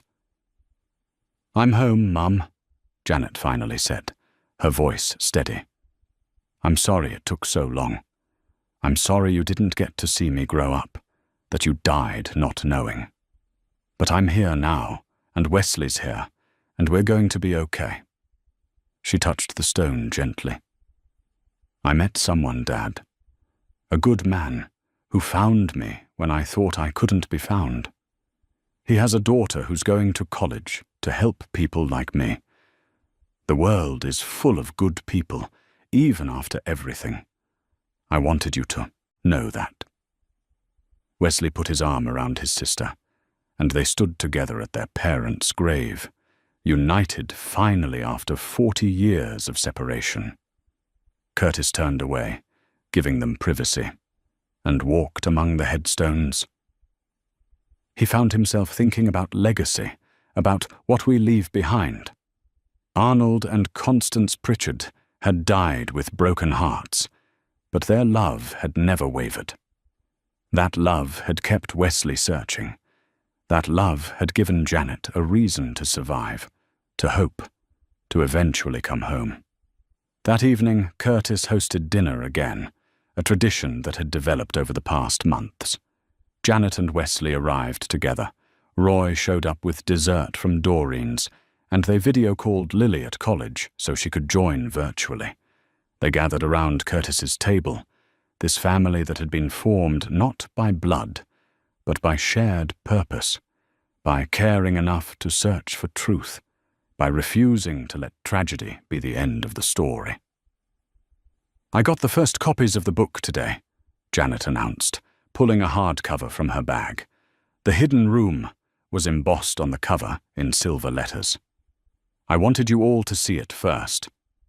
She opened to the dedication page and read aloud, "For Wesley, who never stopped searching. For Curtis, who broke through the wall. For Roy, who believed. For Lily, who inspired. And for all the survivors still finding their way home, your story isn't over." Curtis felt his throat tighten. Roy cleared his throat roughly. On the video screen, Lily wiped her eyes. "Thank you," Janet said, looking at each of them. "For giving me back my life. For showing me that even after 40 years in darkness, there's still light to be found." Later, after everyone had left and Curtis sat alone on his porch watching the stars emerge, he thought about that $25 house. He'd bought it hoping to change his circumstances, to fund his daughter's future. Instead, it had changed him. It had taught him that some things matter more than money, that justice delayed is still justice, that healing is always possible if you're brave enough to face the darkness. His phone buzzed with a text from Lily. "Love you, Dad. Proud to be your daughter." Curtis smiled and typed back, "Love you too, sweetheart. Proud to be your father." He sat there in the gathering dusk, at peace. The house on Oakwood Lane had given him exactly what he needed, just not in the way he'd expected. Not money, though that had come too. Not a simple renovation project, though he'd finished that as well.